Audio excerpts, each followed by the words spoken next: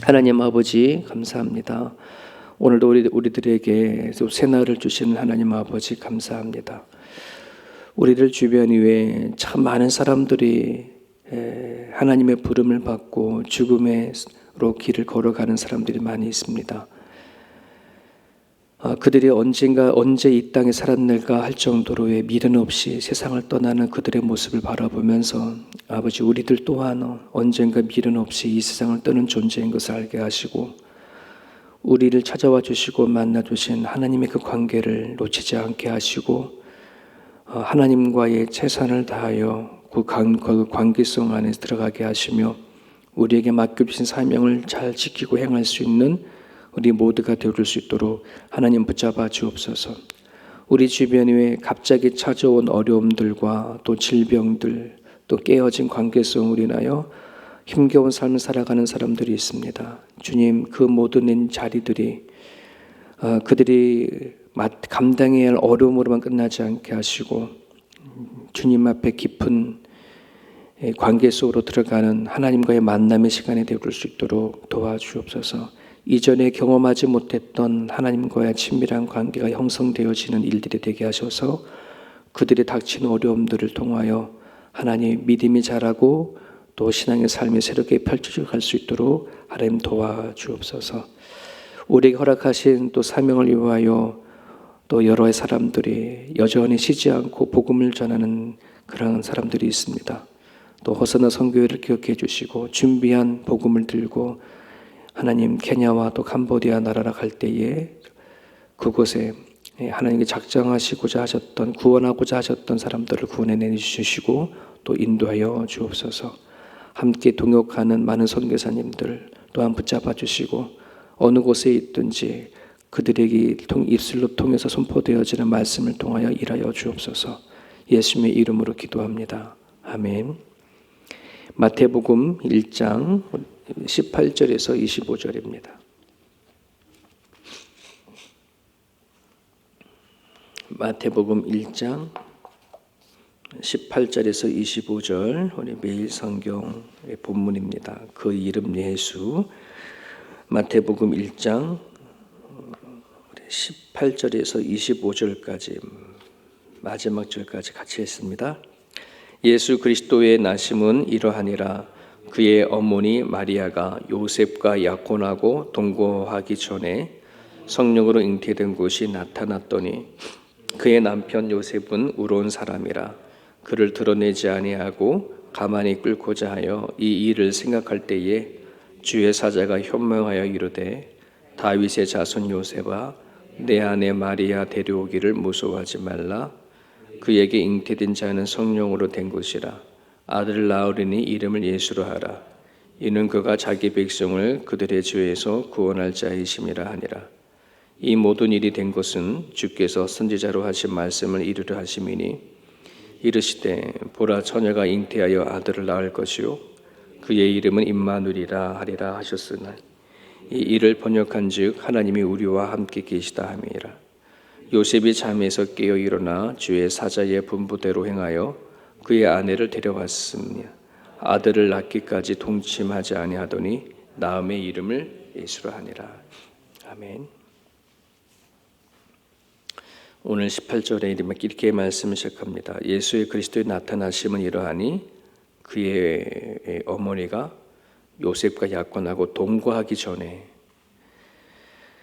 결혼해서 함께하기 전에 성령으로 잉태된 것이 나타났다. 임신한 것을 알게 됐다는 거죠. 마리아가 처녀인데 성령으로 잉태되어진 것이 나타났어요. 누가 보더라도 결혼하기 전인 마리아가 임신을 했구나 하는 것을 이제 알게 되어졌습니다. 자, 그때 19절에 그 요셉 그의 남편이 될 신랑의 그 모습을 보게 되어지면 요셉은 의로운 사람이라 그를 드러내지 아니하고 가만히 끌고자 하여라고 되어 있습니다. 이 요셉의 반응이 제 개인적으로 좀 심상치 않아서 결혼하기도 전에 자기 사랑하는 여인이 아기를 가졌다는데 성경에는 이 요셉에 대한 표현을 이렇게 합니다. 그는 의로운 사람이니 그를 드러내지 아니하고 가만히 끊고자 하여. 이게 또 어떤 표현인가? 여러의 번역본을 봤는데 그 메시지의 유진 피터슨이라고 한 쓴 그 번역본을 보면 이렇게 표현되어 있습니다. 요셉은 마음이 상해했지만 점잖은 사람인지라 마리아에게 욕이 되지 않게 조용히 문제를 매듭지을 참이었다. 이렇게 되어 있어요. 여기에 제가 좀 마음에 든 표현이 있습니다. 마음이 상했다. 이거 제가 바라는 마음이었거든요. 이게 마음이 안 상할 일이 없거든. 그냥 요셉이 의로운 사람이다. 이 표현으로 어떻게 그렇게 큰 문제를 덮고 갈 수 있을까? 사람인가 싶은 거예요. 저 개인적으로는 마음이 상한 것이 진짜였겠다 싶습니다. 사랑하는 관계이고 결혼한 삶인데 임신했다는 것은 정말 요셉에게서 그의 요셉에게서 얻어지는 생각과 마음은 되게 불쾌감이 아니었을까? 제일 먼저 찾아온 것은 배신감이 아니었을까? 그게 어떻게 하루아침에 이해가 되고 깨달아져서 성령이 잉태되어져서 이걸 알 수 있겠습니까? 이거를 오늘 우리들의 개인의 입장을 비교해 보면 제가 아내랑 결혼하기 전에 결혼도 하지 않았는데 아내가 덜컥 임신했다는 소리 들으면 이게 어떻게 이해가 되고 납득이 될 일입니까? 당시에 결혼도 하지 않은 여인이 임신을 하게 되어지면 부정한 짓뿐만 아니라 당시의 법으로 돌에 맞아 죽을 죄였습니다. 자, 그런데 성경은 요셉을 그가 의로운 사람이라고 합니다. 도대체 이 표현이 뭘까? 이게 왜 의로운 걸까? 만약에 요셉이 하나님으로부터 미리 그러니까 마리아에 대해서 정보를 알았다면 마리아가 잉태하기 전에 하나님이 요셉에게 나타나서 조근조근 얘기를 해 주었다면 이제 내가 너도 다 알다시피 구약에서 얘기했던 그 메시아를 이제 보내려고 하는데 나의 아들을 사람의 모습으로 보내려고 하는데 그 많은 사람들 가운데 너의 이제 아내가 될 마리아를 내가 선택을 해서 성령으로 잉태시킬 거야. 그러니까 다른 사람과의 관계를 맺어서 그런 게 아니라 하나님께서 잉태하게 하신 거야. 그러니 이해 좀 해다오 라고 말했다고 한다면 그것을 받아들였고 그리고 정말 얼마 안 있다가 마리아가 배불러 오는 것을 보면서 하나님 말씀하신 대로 그렇게 됐구나. 저는 이렇게 말했다면 요셉은 의로운 사람이구나. 이렇게 좀 생각이 들 법한데 근데 그게 아니에요. 하나님이 요셉에게 찾아와서 조곤조곤도 얘기하기 전에 그건 뒤의 이야기죠. 그래서 오늘 이 말씀을 보게 되어지면 하나님이 요셉에게 나타나서 뭐라 그러냐면 너의 아내 마리아 데려오기를 무서워하지 말라. 이 무서워하지 말라는 주저하지 말라는 말이거든요. 찾아보니까 주저한 거죠. 망설인 거죠. 이게 요셉의 진짜 모습이고 또 우리들의 모습이 아닌가 하는 생각이 되어집니다. 요셉의 의로움은 유진 피터스가 해석한 것처럼 마음이 상했고 불쾌했고 배신감을 들었어요. 이것이 사실입니다. 하지만 지금 이제 이 요셉은 이것을 매듭을 짓고 덮으려고 노력을 지금 하고 있는 거예요. 아마 상상을 해보는 거죠. 한번 여러분들 이제 마리아라고 생각해 보세요.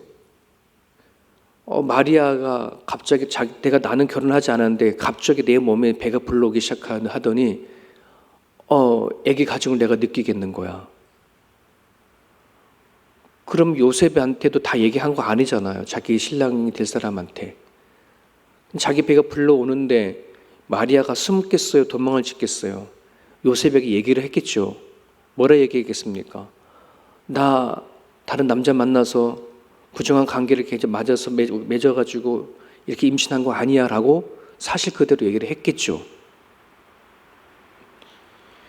여러분 이 얘기는 정말 어느 누구도 이해할 수도 없고 납득할 수도 없는 이야기를 지금 마리아는 하고 있는 거고, 또 그것에 대해서 요셉이 저는 믿어줬다라고 생각해요.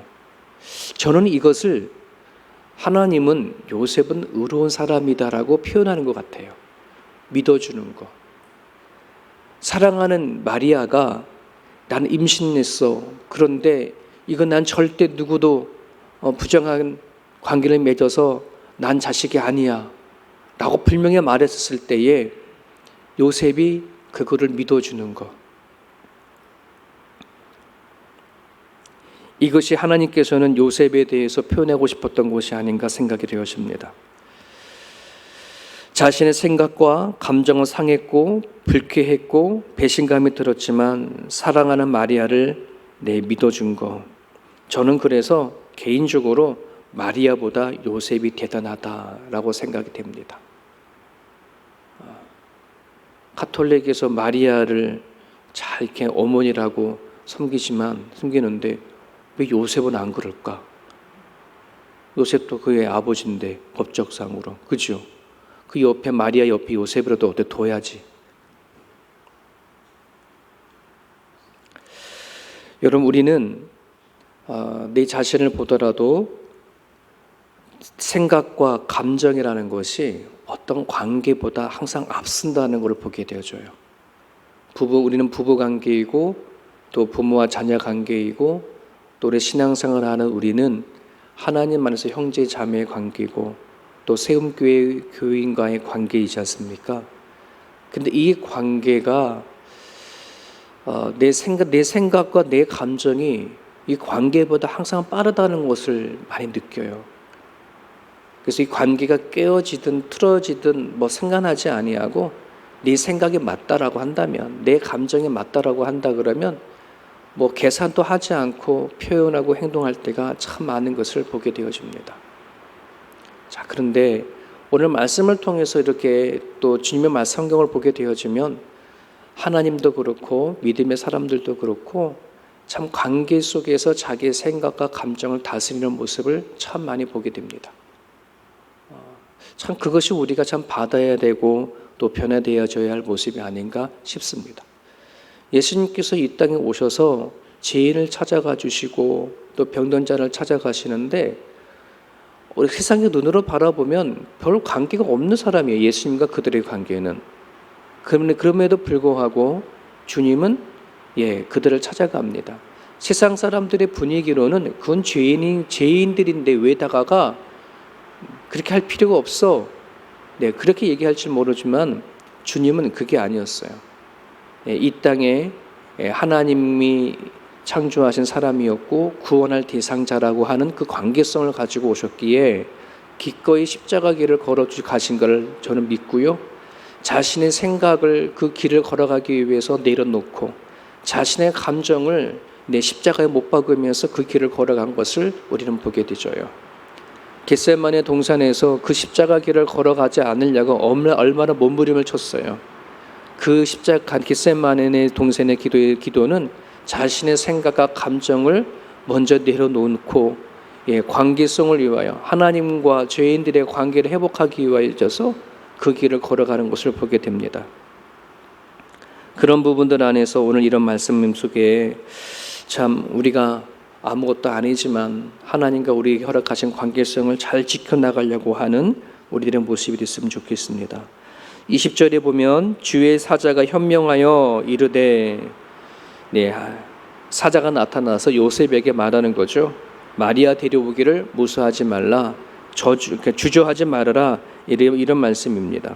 좀 전에 말씀드렸던 것처럼 결혼하지도 않았던 이 마리아에게 찾아온 임신이 이해할 수도 없고 또 요셉에게는 복잡하고 힘든 그런 부분들이었지만 이 복잡한 생각, 힘든 감정들을 한 방에 해결해 준 거가 하나님의 임재라는 말입니다.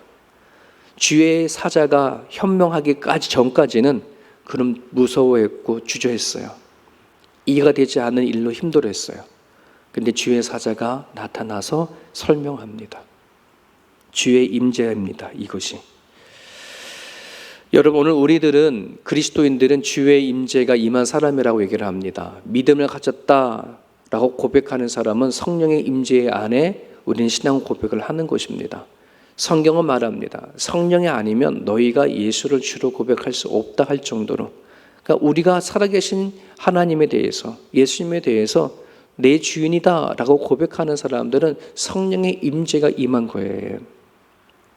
여러분, 우리는 내 인생의 주인이 하나님이라는 걸, 예수님이라는 걸 알지 못했었을 때에는 정말 인생이 왜 이래 이해하지 못했을 거예요. 너무나 힘들어, 복잡해, 인생이 왜 이렇게 복잡한 거야 하는 일들이 끝도 없이 밀려가죠. 다가오죠. 하지만 이젠 우리 안에 내 인생의 주인 되신 주님이 임재했어요. 그 임재의 사실을 우리가 확실히 느꼈다고 한다면, 임재하신 주님이 찾아오셔서 내가 너희의 주인이다, 너를 보낸 자가 나다, 너가 죽은 다음에 내가 데려간다 하는 주님의 음성을 들었다면, 이젠 우리들에게는 무엇이 해결되어져야 하느냐? 복잡한 인생의 문제가 답을 찾아야 된다는 것입니다. 길이요 진리요 생명이신 주님이 오셨다고 하잖아요. 그러면 이해할 수도 없고 깨달아지지 않는 것에 대한 답을 우리는 예수님 안에 찾아야 합니다. 이게 성령의 임재입니다. 그리스도의 임재입니다. 요셉이 주의 사자의 현명과 임재를 통해서 그 모든 것이, 이해할 수 없는 것이 해결되어진 것처럼 오늘 우리들에게도 그런 해석이, 그런 이해가 있기를 간절히 바랍니다. 예수 안에 못 덮을 것이 없고, 예수 안에 못 감당할 것이 없고, 예수 안에 못 이해할 수 없는 거가 바로 성령의 임재 아래에 있는 사람이라는 것을 우리는 깨닫고요. 여러분들이 아직도 내 인생을 살아가는 것에 답을 찾지 못하셨다면 여러분들이 예수님 앞에 기도하시고 이 복잡하고 힘든 세상에 대해서 이해가 되어지고 깨달아 달라고 기도했으면 좋겠습니다. 22절에 보면 이 모든 일이 된 것은 주께서 선지자로 하신 말씀을 이루려 하심이다. 예수님의 태어나심은, 마리아가 잉태되어진 것은 하루아침에 이루어진 것이 아니라 이미 선지자를 통해서 오랜 수백 년, 수천 년 전부터 말씀하시고 이야기하셨던 이야기가 이제 이루어졌다는 것입니다. 선지자에게 하신 말씀을 이루려 하신 것, 이게 예수님의 나타남이죠. 지난번에 예전에 말씀드렸던 것처럼 기적과 표적의 차이가 뭐냐? 기적은 예고 없이 나타나는 것이에요. 예고 없이 병이 낫고 예고 없이 뭔가 어떤 일이 일어나는 거지만, 표적은 예고하는 겁니다. 미리 알려주고 그대로 나타나는 것을 표적이라고 그렇게 얘기하고 있습니다. 우리 가운데 찾아오신 임마누엘 예수님은 구약 시대를 거슬러 올라가서 말씀하신 그분이 태어나신 것입니다. 이것이 예수님만이 아니라 우리도 그렇다는 말입니다. 바울은 에베소서에서 얘기하기를 우리 그리스도인들은 하나님이 이 세상을 창세하기 전에, 세상을 만들기 전에 미리 아셨고 선택하셨고 기쁘신 뜻에서 예정해서 우리를 이 땅에 오게 하셨다. 예를 들면 이런 거죠. 성경에 지금도 계속해서 기록되어진다 그러면 아마 하나님이 이렇게 저를 이 땅에 보낼 때, 야, 이상배는 몇 년도 몇 월 며칠에 내가 다 이런 모습을 보낼 거야, 너네들 그렇게 알고 있어, 얘기를 하는 거예요. 아주 몇백 년째 살고 있는 사람들에게. 그리고 나서는 그대로 이루어진 거라는 거예요. 저와 여러분들의 태어남은 놀라운 하나님의 작정하심이 나타나는 표적과 같은 거예요. 그냥 우연히 태어난 게 아니라, 하루아침에 툭 태어난 게 아니라 성경을 통해서 예언된 거구나, 미리 아신 일들이 나를 통해서 이루어진 거구나 믿어지는 이 믿음이 저와 여러분 가운데 있기를 바랍니다. 예수님을 믿는 것은 내가 그런 존재인 줄 알고 사명자로 살아가는 것입니다. 그냥 태어나서 살다가 죽는 존재가 아니라 하나님의 아들로 태어났고 작정되어졌고, 내가 남은 삶이 얼마인지 모르지만 하나님이 나를 통해서 하시고자 원하시는 일들을 하고 살아가는 사명자로 내가 이 땅에 태어난 거구나, 이것을 아는 자, 그가 예수 안에 올바른 정체성을 깨달은 사람이고 또 하나님의 바른 삶을 살아가는 존재라는 것을 깨닫기를 간절히 바랍니다. 이 아침에 여러분들이 기도해 주실 때에 하나님께서 허락하신 관계성에 잘 집중되어질 수 있도록 부부의 관계든 또 자녀의 관계든 또 성도의 관계이든 하나님께서 허락하신 관계에 내 생각과 내 감정을 먼저 내려놓을 수 있는 그런 우리의 모습이 되려 기도하시고 여러분의 복잡한 일들과 삶 가운데 하나님의 임재를 구하시길 바라고요. 또 남은 삶을 위하여 사명자로 살아가게 해달라고 하는 그런 기도가 오늘 이 가운데 있기를 바랍니다. 주신 말씀 붙잡고 기도해 주시길 바랍니다.